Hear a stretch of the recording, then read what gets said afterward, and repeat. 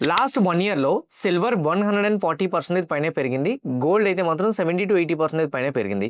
Gold and silver పెరగడానికి ముఖ్య కారణాలు మనం మాట్లాడుకుంటునేటప్పుడు గ్లోబల్ మార్కెట్స్ అన్‌సర్టెనిటీస్, డిమాండ్ బాగా పెరిగిపోవడం అండ్ సేమ్ టైమ్ వచ్చేసరికి చైనా వాళ్ళు ఎక్కువగా ఇన్‌ఫ్యూజ్ చేస్తున్నారని మనం అనుకున్నాం. కానీ ఇక్కడ అన్‌ఎక్స్‌పెక్టెడ్‌గా ఒక ట్విస్ట్ అయితే మాత్రం వచ్చింది. అది మనం డెఫినిట్‌గా ఈరోజు వీడియోలో డిస్కస్ చేసుకోవాలి. మార్కెట్స్ ఇప్పుడు ప్రెజెంట్ రైట్ నౌ కంప్లీట్‌గా వాలటైల్‌గా ట్రేడ్ అవుతున్నాయి. ఈవెన్ నిఫ్టీ, బ్యాంక్ నిఫ్టీ ఇవన్నీ చూసినా 2 రోజుల నుంచి ఫ్లాట్‌లో ట్రేడ్ అవుతుంది. సో దానికి కారణం కూడా మనకు ఒక పాయింట్ ఉంది. అదేంటంటే ఈరోజు ఈవినింగ్ అండ్ రేపు కొన్ని ఈవెంట్స్ ఉన్నాయి. ఆ ఈవెంట్స్‌ని ఎట్లా అనాలిసిస్ చేయాలి, వాటి యొక్క ఇంపాక్ట్ ఫర్దర్‌గా మార్కెట్స్ పైన ఎలా ఉంటదనే దాని గురించి కూడా డిస్కస్ చేయాలి. ఈవెన్ ఆ ఈవెంట్స్‌ని మన మార్కెట్స్ ఇన్‌ఫ్లుయెన్స్ చేయకపోవడం కూడా అవకాశాలు ఉన్నాయి. అది ఏ సినారియోస్‌లో చేయకపోవచ్చు అనే దాని గురించి కూడా చెప్తాను. అట్లనే పొజిషనల్‌గా మార్కెట్ ఎలాంటి వ్యూ కూడా మనం మెయింటైన్ చేయాలనే దాని గురించి కూడా డిస్కస్ చేయాలి. బిట్‌కాయిన్ మళ్ళీ 65,000, 66,000కి వస్తుంది. So is it right time to invest in bitcoin or any other levels వరకు మనం వెయిట్ చేయాల్సిన అవసరం అయితే ఉందా? అండ్ ఇది కూడా మనం మాట్లాడాలి. అలానే కొన్ని స్టాక్స్‌లో ఒక స్టాక్ అయితే మాత్రం చాలా ఇంపార్టెంట్. ఎందుకంటే గవర్నమెంట్ ఆల్మోస్ట్ 3% స్టేక్ నా కంపెనీలో అమ్మేస్తుంది. కంపెనీలో స్టేక్ సెల్ చేస్తుందని తెలిసిన తర్వాత ఆ కంపెనీలో 7% వరకు కరెక్షన్ అయితే వచ్చింది. ఫండమెంటల్‌గా మంచి కంపెనీనే. వచ్చిన ఫాల్‌ని మనం ఆపర్చునిటీగా ఇప్పుడు తీసుకోవచ్చా లేదా? సో డెఫినిట్‌గా ఈ పాయింట్ కూడా మనకు తెలియాలి. అలానే కొన్ని అదర్ అప్డేట్స్ ఉన్నాయి. వాటి గురించి కూడా డిస్కస్ చేద్దాం. బేసిక్‌గా ఈ వీడియో యొక్క ఇంపార్టెన్స్ ఇదే కాదు. ప్రతిరోజు ఈవినింగ్ జరుగుతున్న వీడియోస్ ఏదైతే పోస్ట్ చేస్తున్నామో వాటి ఇంపార్టెన్స్ గురించి మీకు చెప్పాల్సింది ఒకటే. స్టాక్ మార్కెట్ గురించి మీరు డెఫినిట్‌గా నేర్చుకోవాలనుకుంటే ఏదో సపోర్ట్ అండ్ రెసిస్టెన్సెస్ గురించో, MACD, stochastic, Bollinger band and అలానే పివోట్ పాయింట్స్ ఇలాంటి ఇండికేటర్స్, ప్రైస్ యాక్షన్స్ నేర్చుకోవడం కాదు. న్యూస్ రెగ్యులర్‌గా ఎప్పుడైతే మీరు వినగలుగుతారో, మార్కెట్‌లో డే బై డే ఏం జరుగుతుందో మీకు ఎప్పుడైతే అప్డేటెడ్‌గా మీరు తెలుసుకోగలుగుతారో, అప్పుడే మీకు ఓకే మార్కెట్‌లో ఇది జరిగినా ఇది జరగచ్చు అని మీకు తెలుస్తది. ఓకే ఈరోజు ఒక న్యూస్ వల్ల పడిందనుకోండి, ఆల్రెడీ ఇదివరకు మీరు ఈ న్యూస్‌ని అనాలిసిస్ చేయడం నేర్చుకున్నారు కదా! పడితే నెక్స్ట్ ఏం జరుగుతుందనేది మీకే ఒక క్లారిటీ ఉంటది. అందుకే ఈవెన్ వారన్ బఫెట్ కూడా డేలో 24 అవర్స్ ఉంటే 14 హార్స్ వరకు న్యూస్‌నే రీడ్ చేస్తుంటాడు. మీకు కూడా చెప్పేది ఒకటే, పోస్ట్ మార్కెట్ వీడియోస్ పర్టిక్యులర్‌గా నిఫ్టీ, బ్యాంక్ నిఫ్టీ గురించి చెప్పేసానా, గోల్డ్ గురించి చెప్పేసానా, అయిపోయిందని చూడొద్దు. వీడియో ఎండింగ్ వరకు చూడండి.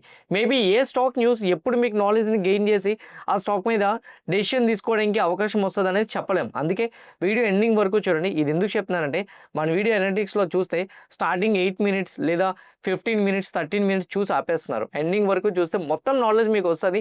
డెఫినిట్‌గా హెల్ప్ అవుతది. వీడియో చూస్తునేటప్పుడు ఏ పాయింట్ ఆఫ్ వ్యూలో అయినా గానీ నేను మా టీమ్ మీకు ఎఫర్ట్స్ పెట్టామని అనిపిస్తే వీడియోని లైక్ చేయండి. ఛానల్ ఇంకా సబ్స్క్రైబ్ చేసుకోకుండా వీడియో చూస్తూ ఉంటే ఛానల్ కూడా సబ్స్క్రైబ్ చేసుకోండి. Now without any delay let's get into hour daily analysis. నా ఫస్ట్ వన్, ఈరోజు మార్కెట్స్ ఎలా క్లోజ్ అయ్యాయన్న దాని గురించి చూసుకుంటే నిఫ్టీ 0.07% ఫ్లాట్లో క్లోజ్ అయితే సెన్సెక్స్ 0.05% ఫ్లాట్లో క్లోజ్ అయింది. హౌఎవర్ బ్యాంక్ నిఫ్టీ 0.2% పాజిటివ్గా క్లోజ్ అయితే ఫిన్ నిఫ్టీ 0.32% పాజిటివ్గా క్లోజ్ అయింది. మిడ్ క్యాప్ నిఫ్టీ ఫ్లాట్ అంటే ఆల్మోస్ట్ న్యూట్రల్ అన్చేంజ్డ్గా ఉంది. So 0.00%. Even in fact small cap Nifty పరంగా చూసుకుంటే 0.02% అయితే మాత్రం స్మాల్ క్యాప్ నిఫ్టీ ఫ్లాట్లో అయితే మాత్రం క్లోజ్ అయింది. ఓవరాల్గా డేటా చూసుకుంటే ఈరోజు మార్కెట్స్ న్యూట్రల్గా క్లోజ్ అయ్యాయని మనం చెప్పొచ్చు. ఇలాంటి న్యూట్రల్ క్లోజ్లో కూడా ఇండియా విక్స్ ఈరోజు 1% వరకు కరెక్షన్ వచ్చింది. ఈరోజు మేజర్గా ఫైనాన్షియల్ సెక్టర్ స్టాక్స్ కొంచెం పాజిటివ్గా ఉండడానికి రీజన్ ఎస్బీఐ. ఈరోజు ఎస్బీఐ 3.39% పాజిటివ్ సైడ్ మూవ్ అయింది. లాస్ట్ 4 డేస్లో ఎస్బీఐ రీసెంట్ లో నుంచి హైకి 20% పెరిగింది. ఎస్బీఐ ఇండియాలో 4th లార్జెస్ట్ మార్కెట్ క్యాపిటల్ కంపెనీకి అయితే మాత్రం మారింది. బేసిక్గా మన ఇండియాలో 4th largest market capital company టీసీఎస్ని బీట్ చేసి ఎస్బీఐ అయితే మాత్రం ఇప్పుడు 4th ప్లేస్కి వెళ్ళిపోయింది. Because of the positive results, same time because of the PSU sectors, government side నుంచి పిఎస్యూ సెక్టర్స్ మీద తీసుకొస్తారన్న డెసిషన్స్ ఎక్స్పెక్టేషన్స్ వల్ల ఎస్బీఐ మనకి ఇంత స్ట్రాంగ్గా మూమెంటం లాస్ట్ 1.5 ఇయర్లో అయితే చూడగలిగాం. ఈవెన్ ఇన్ఫ్యాక్ట్ ఎస్బీఐ ఇచ్చిన ఎర్నింగ్ ఏదైతే షేర్ ప్రైస్లో మొమెంటం వచ్చిందో లాస్ట్ 1.5 ఇయర్లో ఏ స్టాక్లో కూడా అంత మొమెంటం అయితే ఇవ్వలేదు. ఓకే, నా మార్కెట్ పరంగా వద్దాం. మార్కెట్స్ న్యూట్రల్గా మూవ్ అయినప్పుడు కొన్ని నేను మీకు ఎప్పుడు చెప్తూ ఉంటాను. సో మేజర్గా ఏదైనా వెయిటేజ్ స్టాక్స్, అన్ని వెయిటేజ్ స్టాక్స్ న్యూట్రల్గానే ఉన్నాయా, కొన్ని వెయిటేజ్ స్టాక్స్ పాజిటివ్, కొన్ని వెయిటేజ్ స్టాక్స్ నెగిటివ్ వల్ల అలా ఉన్నాయా అనేది చూసుకుంటే HDFC bank, ICICI bank, Kotak bank, axis bank, Indus Indian bank, even Bajaj twins కానీ, శ్రీరామ్ ఫైనాన్స్, ఐటీ స్టాక్స్ అన్ని నెగిటివ్ సైడ్ కరెక్షన్ వచ్చినాయి. ఐటీ స్టాక్స్ ఎందుకు నెగిటివ్ సైడ్ కరెక్షన్ వచ్చినాయి అనేది నేను మీకు చెప్తాను. Don't worry about it. Reliance positive, అన్ని ఫ్లాట్లో ఉన్నాయి. కొన్ని weightage stocks like Bharti Airtel, LNT, ITC, Hindustan Unilever, Adani stocks అన్నీ న్యూట్రల్గానే ఉన్నాయి. ఐటీ స్టాక్స్ మాత్రం నెగిటివ్గా ఉన్నాయి. కొంచెం వరకు ఎస్బీఐ, శ్రీరామ్ ఫైనాన్స్, రిలయన్స్ ఇవి సపోర్ట్ ఇవ్వడంతో మేబీ నిఫ్టీ న్యూట్రల్గా క్లోజ్ అయిందని నేను అనుకుంటున్నా. మార్కెట్స్ న్యూట్రల్గా క్లోజ్ అవ్వడానికి కారణం ఒకటే. ఒక్కసారి నేను మీకు టెక్నికల్గా చెప్తాను. 1 డే టైం ఫ్రేమ్ పెట్టుకోండి. రీసెంట్గా ఒక స్వింగ్లో చూడండి, అంటే ఒక 5 days బ్యాక్ లో ఎంత ఉందో చూడండి. 5 days బ్యాక్ ఉన్న లో అయితే మాత్రం అప్రాక్సిమేట్లీ 24,567. అక్కడి నుంచి హైక్ మీరు చూసుకుంటే 5 days కాదు 7 days బ్యాక్, అండ్ హై చూసుకుంటే 6%. 7 daysలో ఆల్మోస్ట్ 6% అయితే మాత్రం నిఫ్టీ 50లో మొమెంటం వచ్చింది.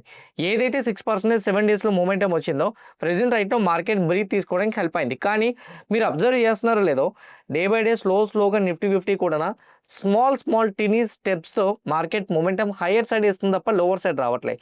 దానికి కారణాలు ఏంటంటే, ఒక పక్క ఎఫ్ఐఎస్ మార్కెట్లో పాజిటివ్ సైడ్ టర్న్ అవుతున్నారు, ఇంకో పక్క ఇండెక్స్ ఫ్యూచర్స్లో ఎఫ్ఐఐ షార్ట్ కవరింగ్ చేస్తున్నారు. India US trade deal complete అయిపోయింది, బడ్జెట్ కంప్లీట్ అయిపోయింది.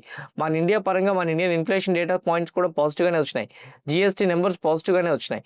మన ఇండియా పరంగా రిజల్ట్స్ అనాలిసిస్ రిజల్ట్స్ స్టాక్స్ ఏవైతే ఉన్నాయో మేజర్ వెయిటేజ్ ఉన్న స్టాక్స్ అవన్నీ కూడా కంప్లీట్ అయిపోయినాయి.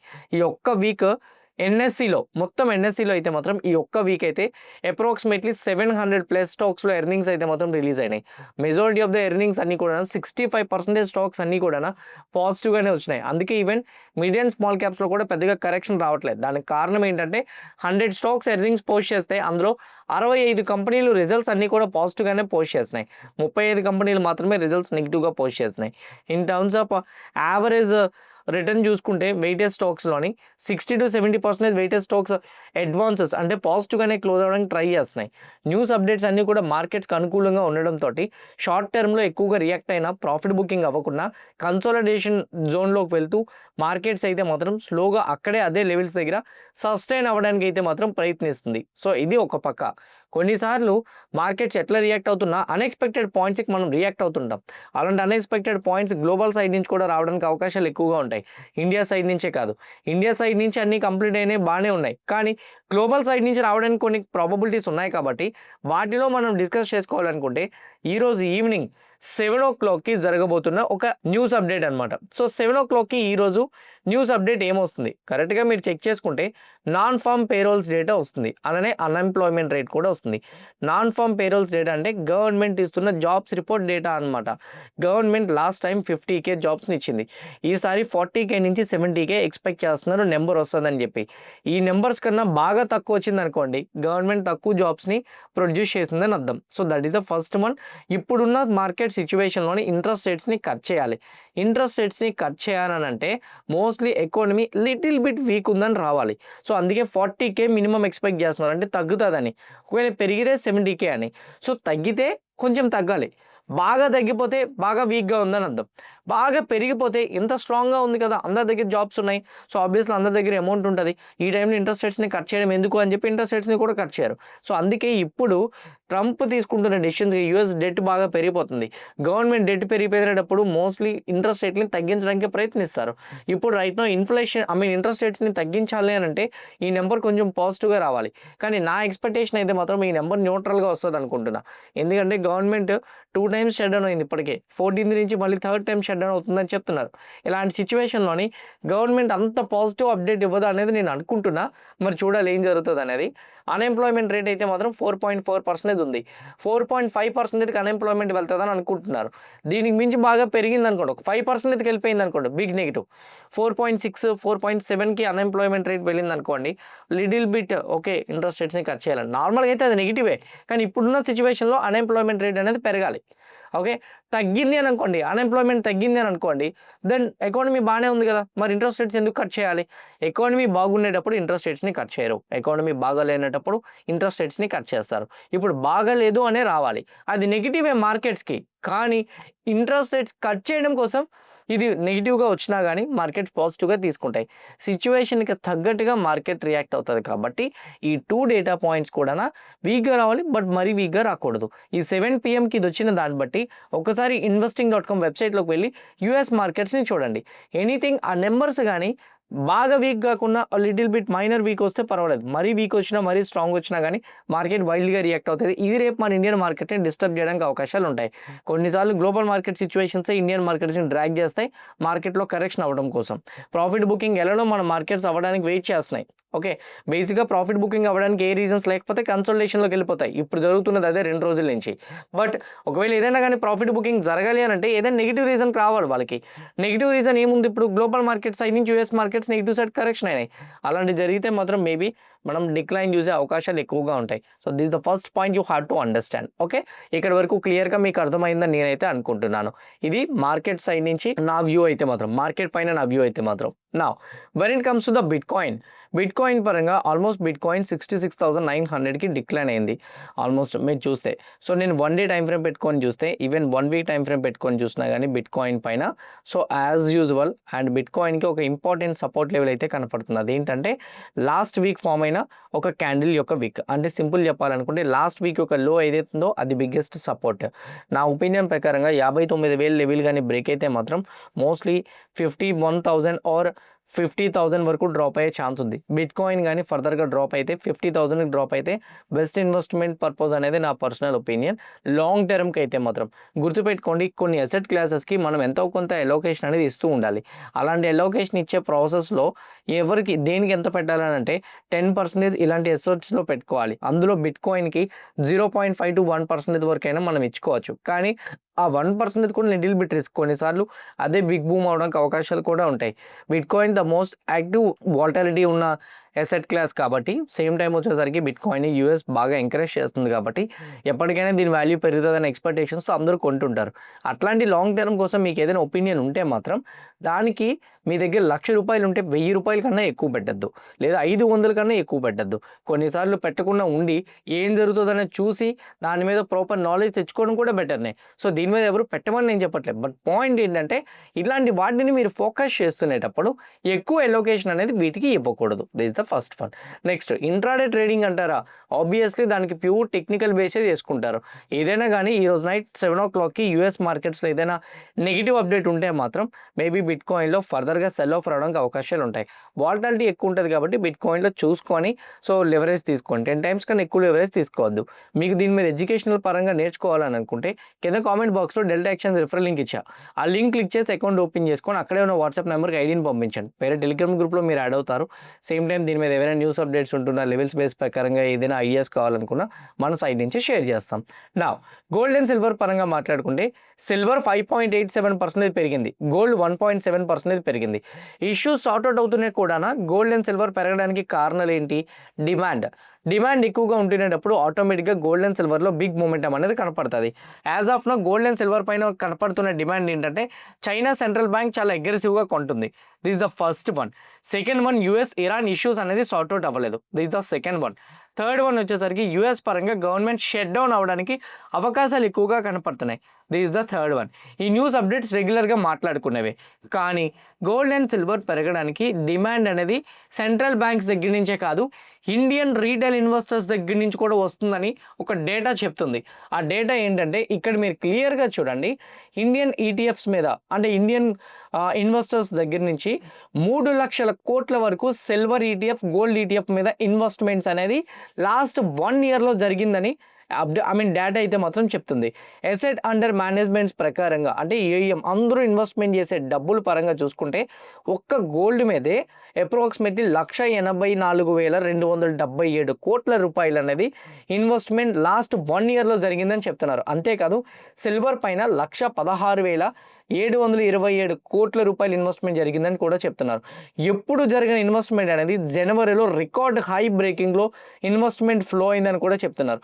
ఓన్లీ జనవరిలోని గోల్డ్ అండ్ సిల్వర్ పరంగా అయితే మాత్రం in terms of amount pulling పరంగా చెక్ చేసుకుంటే అంటే అమౌంట్ ఇంజెక్ట్ అయిన నెంబర్ ప్రకారంగా చూసుకుంటే అప్రాక్సిమేట్లీ నెంబర్ అయితే మాత్రం 35,000 క్రోర్స్ వరకు ఇంజెక్ట్ అయింది. ఈక్విటీ మార్కెట్స్లో స్టాక్ మార్కెట్లో అయితే కేవలం 24,000 కోట్లు మాత్రమే ఇన్వెస్ట్మెంట్ వెళ్ళిందని చూపిస్తున్నారు. దీని ప్రకారంగా చాలామంది ఇన్వెస్టర్స్కి ఏ అసెట్ బాగా పెరుగుతుందో అటువైపు టర్న్ అవ్వడం అనేది మన రీటైల్ ఇన్వెస్టర్స్ యొక్క మైండ్ సెట్. నాకు తెలిసి గోల్డ్ అండ్ ఈటీఎఫ్స్లో ఇన్వెస్ట్మెంట్ చేసే హెచ్ఎన్ఐస్ కానీ ఈవెన్ ఎఫ్ఐహెచ్డిఏస్ కానీ సెంట్రల్ బ్యాంక్ కానీ కంటిన్యూస్గా కొనుక్కునేది. మీరు చెప్పండి చెప్పండి లాస్ట్ 1 ఇయర్ బట్టే కదా మీరు గోల్డ్ అండ్ సిల్వర్ మీద ఎక్కువగా బై చేస్తున్నారు. ఎందుకు?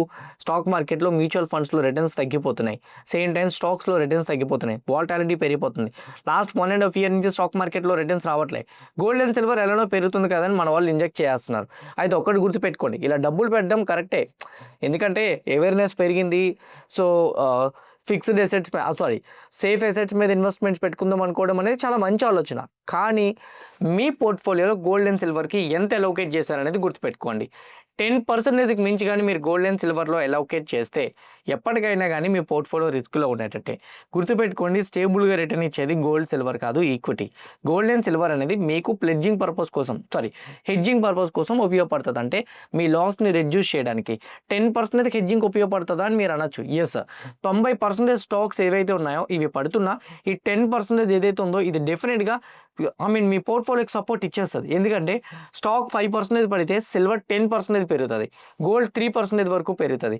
మీరు కొన్న స్టాక్స్ లార్జ్ క్యాప్ అనుకోండి 1-2% అయితే పడతది.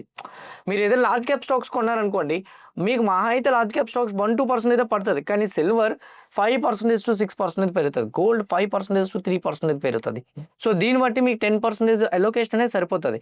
ఇక్కడ ఈక్విటీతో కంపేర్ చేసుకుంటే బాగా ఇన్వెస్ట్మెంట్స్ గోల్డ్ అండ్ ఈటీఎఫ్స్‌లో పెరిగినాయి. సిల్వర్ ఈటీఎఫ్స్‌లో పెరిగినాయి. కానీ ఈ సిల్వర్ అండ్ గోల్డ్ అండ్ ఈటీఎఫ్స్‌లో ఓవరాల్ ఇండియా ప్రకారంగా చెప్తున్నారు. కానీ ఇండివిడ్యువల్‌గా ఎవరిది లేదు. మీరు ఇండివిడ్యువల్ పర్సన్ అయితే మీరు చూస్తుంటే మీ పోర్ట్ఫోలియోలో మీరు గోల్డ్ అండ్ సిల్వర్ ఎంత అలోకేట్ చేశారో చూసుకోండి. ఎందుకంటే లాస్ట్ ఒక 10 డేస్ బ్యాక్ సిల్వర్ అప్రాక్సిమేట్లీ 3 డేస్‌లో 45% డ్రాప్ అయింది. గోల్డ్ 15-18% డ్రాప్ అయింది. పడితే అలానే పడతది. ఏదైనా ఒక లార్జ్ క్యాప్ స్టాక్ అలా పడడం మీరు చూసారా? అందుకే దీనికి 10%కి మించి ఎక్కువ అలోకేషన్ ఇవ్వకూడదు. పెరుగుతునేటప్పుడు అందరూ పెడుతూనే ఉంటారు. ఈవెన్ చూస్తే మీరు ఏప్రిల్ టైంలో కేవలం 25,000 కోట్ల రూపాయలు మాత్రమే ఇన్వెస్ట్మెంట్ జరిగింది. కానీ ఇప్పుడు 1,84,277 కోట్లకి వెళ్ళిపోయింది. ఒక్క నెలలోనే 2,80,000 కోట్ల రూపాయల ఇన్వెస్ట్మెంట్ అయితే మాత్రం ఒక్క సంవత్సరంలోనే 3,00,000 కోట్ల ఇన్వెస్ట్మెంట్ వరకు వెళ్ళిపోయింది. సో దీన్ని బట్టి ఎసెట్ పెరుగుతుందని ప్రతి ఒక్కరు ఇన్వెస్ట్మెంట్ చేసుకుంటూ వెళ్ళిపోతున్నారు. కానీ రిస్క్ని తెలుసుకోలేకపోతున్నారు. సో ఇంత హై పెరిగిన ఏ ఎసెట్ అయినా కానీ సడన్గా కూల్ ఆఫ్ అయిపోతుంది, లేదా సడన్గా కన్సల్టేషన్ ఫేజ్లోకి వెళ్ళిపోతుంది.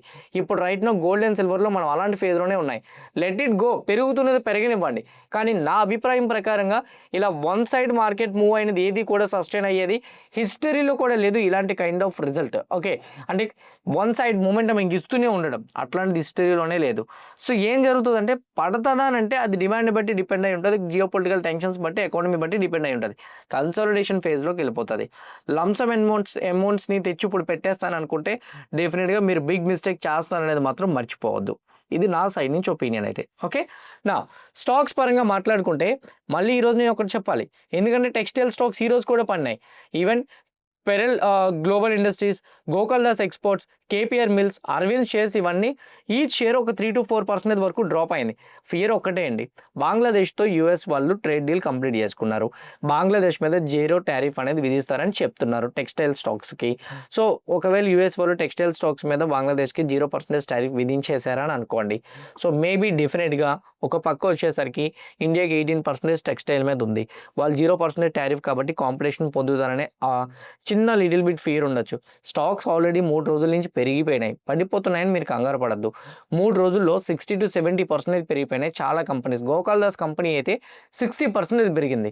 సో అంత పెరిగినప్పుడు ఒక చిన్న నెగిటివ్ న్యూస్ వచ్చినా, లేకపోతే చిన్నది ఏదైనా ఒక కాంపిటీషన్ వస్తుందని అనిపించినప్పుడు పడుతుంది కదా. జియో ఫైనాన్స్ వచ్చినప్పుడు బజాజ్ ఫైనాన్స్లో డ్రాప్ కనిపించింది. మళ్ళీ ఇప్పుడు Bajaj finance all time hike వెళ్ళలేదా?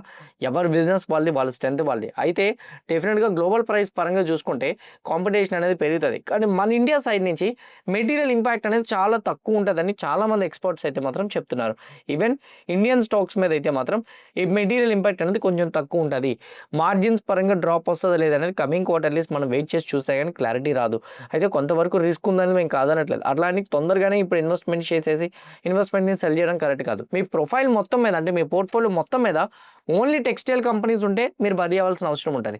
మీ పోర్ట్ఫోలియోలో ఒక 5-10% టెక్స్టైల్ కానీ మీరు అలోకేట్ చేస్తే మీరు పెద్దగా వరి అవ్వాల్సిన అవసరం అయితే లేదు. ఇది నా పర్సనల్ ఒపీనియన్ అయితే మాత్రం. ఓకే, నా ఆన్ ద అదర్ సైడ్ కొన్ని ఇంపార్టెంట్ స్టాక్స్ గురించి డిస్కస్ చేయాలన్నాను కదా. అందులో ఫస్ట్ వన్ BHEL. ఈరోజు BHEL స్టాక్ ఒక 4% to 5% వరకు క్లోజ్ అయింది.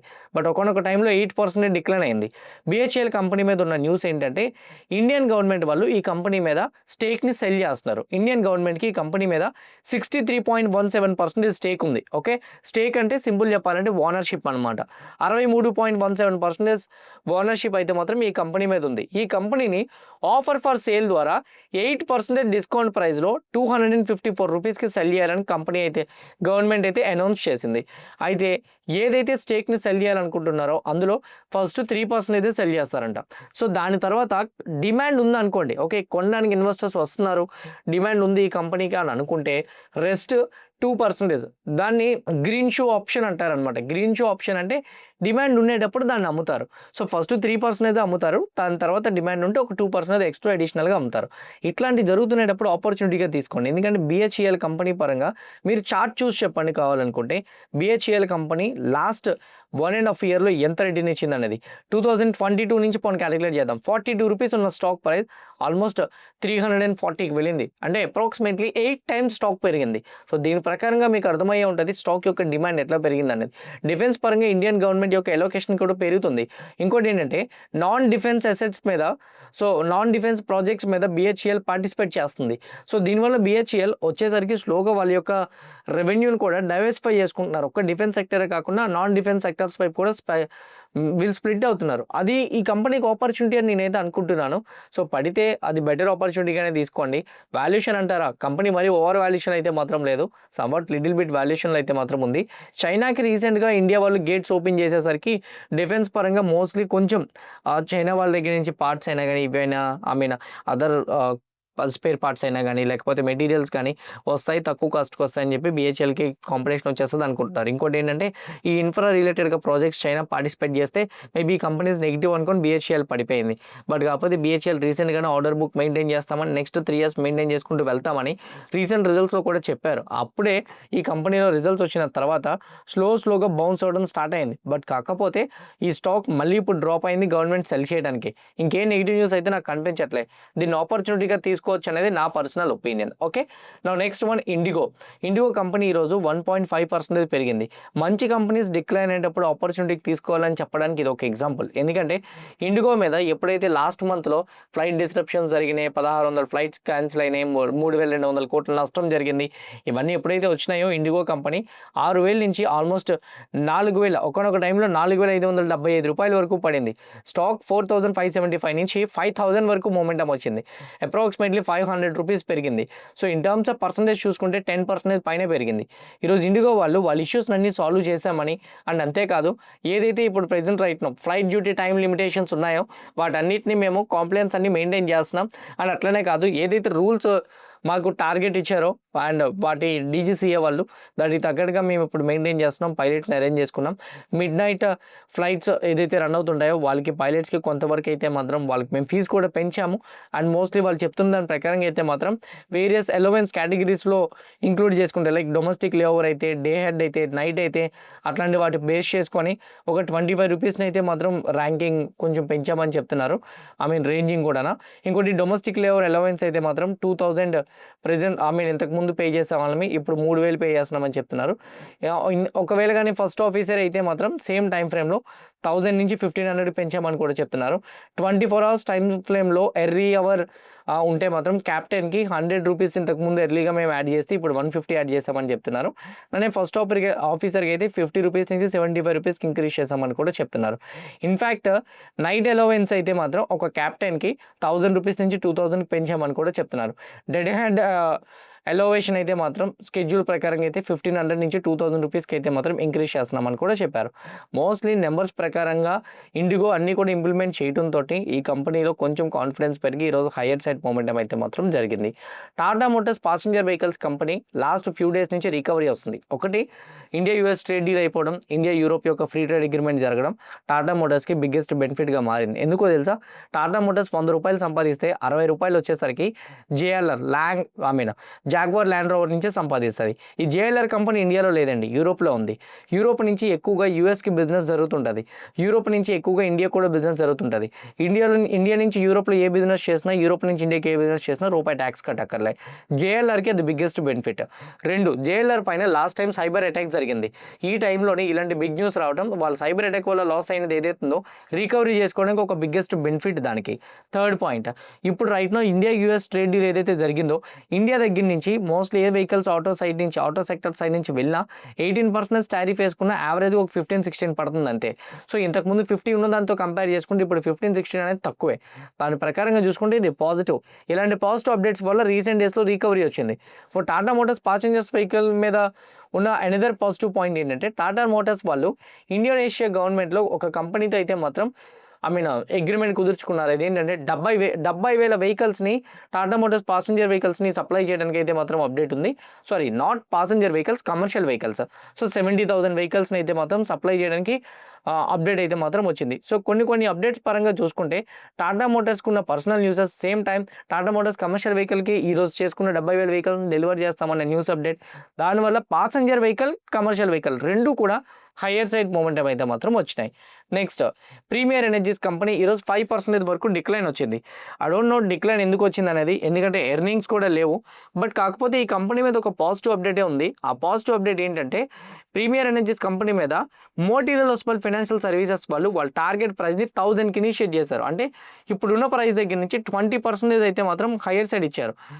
వాళ్ళు చెప్తున్న దాని ప్రకారంగా మల్టీ డికేడ్ ఆపర్చునిటీ సోలార్ మ్యానుఫ్యాక్చరింగ్లో కనపడుతుందని, ఇండియా సోలార్ స్కేల్ అయితే మాత్రం స్లోగా పెరగడానికి ప్రాబబిలిటీస్ ఉంటాయని, అలానే ప్రీమియర్ ఎనర్జీస్ వాళ్ళ మార్కెట్ షేర్ని గ్రాప్ చేసుకునే ప్రాబబిలిటీస్ ఎక్కువగా ఉంటాయని కూడా చెప్తున్నారు.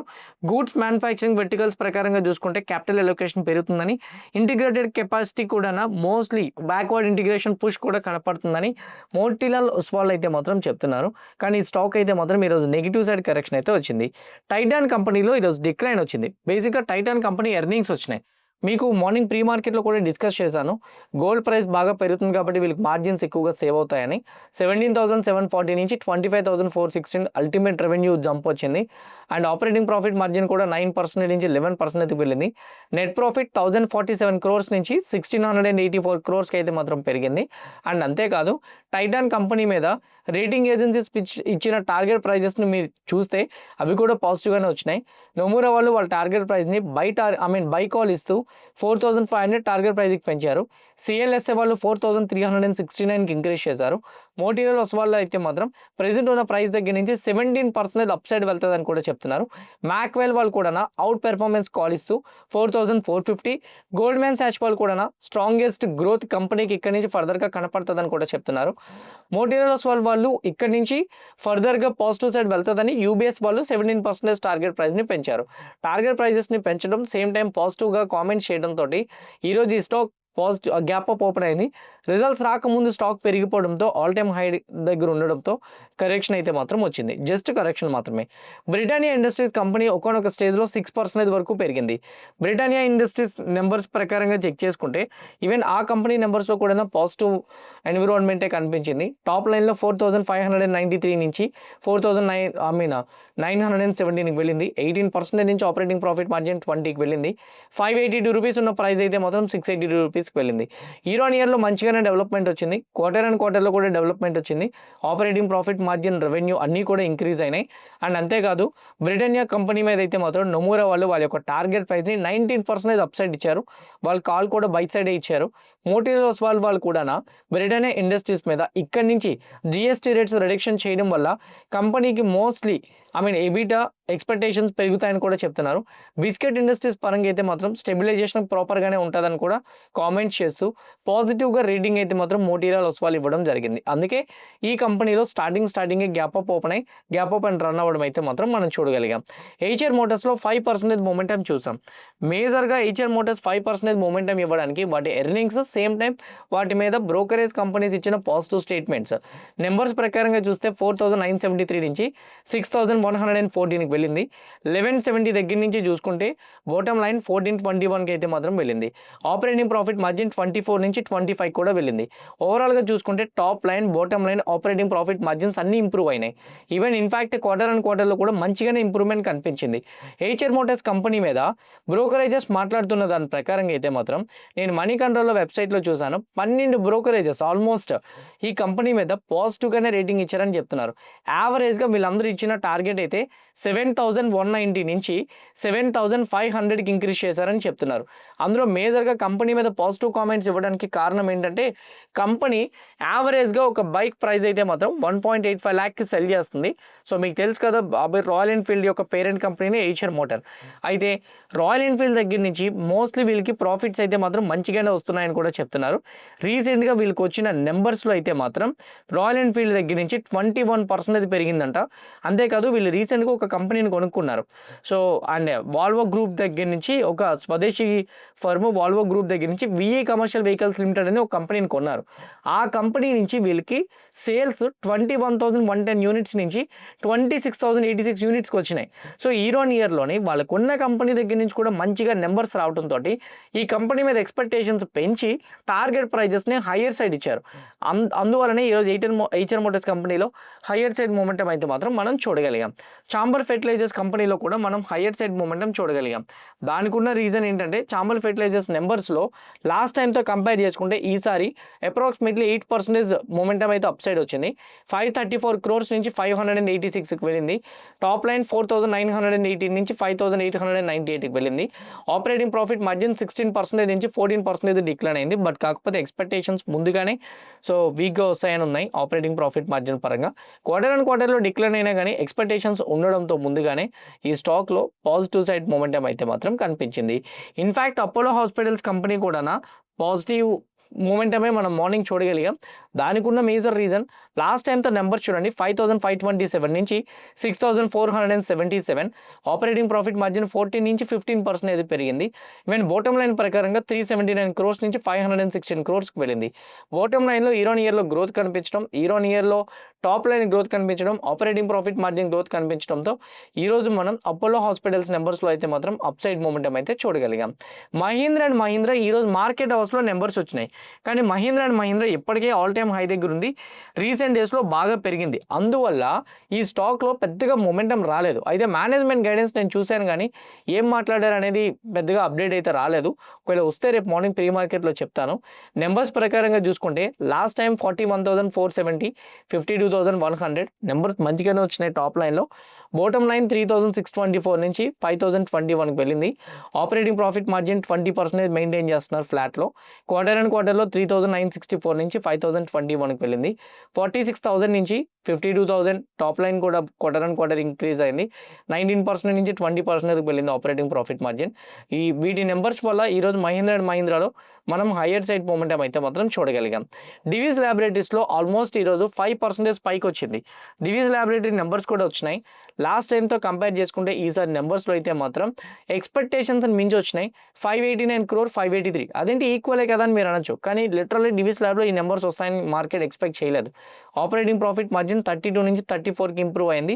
2,319 నుంచి 2,604కి ఇంప్రూవ్ అయింది. టాప్ లైన్ ఇంప్రూవ్మెంట్ రావడం, బాటమ్ లైన్ ఇంప్రూవ్మెంట్ రావడం, ఆపరేటింగ్ ప్రాఫిట్ మార్జిన్ ఇంప్రూవ్మెంట్ రావడంతో ఈరోజు డివిస్ ల్యాబొరేటరీ కంపెనీస్లో కూడా మనం హయ్యర్ సైడ్ మూమెంటం అయితే చూడగలిగాం. ఇన్ఫ్యాక్ట్ అవంతి ఫీడ్స్ కంపెనీలో కూడా ఒకనొక టైంలో ఈరోజు 4% to 5% అప్ సైడ్ మూమెంటం కూడా వచ్చింది. అవంతి ఫీడ్ నెంబర్స్ ప్రకారంగా చూసుకుంటే లాస్ట్ టైం చూడండి అప్రాక్సిమేట్లీ 1366, ఈసారి 1384. ఆపరేటింగ్ ప్రాఫిట్ మార్జిన్ 12% నుంచి 13%కి వెళ్ళింది. బాటమ్ లైన్ చూసుకుంటే 141 నుంచి 163కి వెళ్ళింది. Top line, bottom line, operating profit margins కూడా ఇంప్రూవ్ అవ్వడంతో అవంతి ఫీడ్స్ లిమిటెడ్ కంపెనీలో మనం హయ్యర్ సైడ్ మూమెంటం అయితే మాత్రం చూడగలిగాం.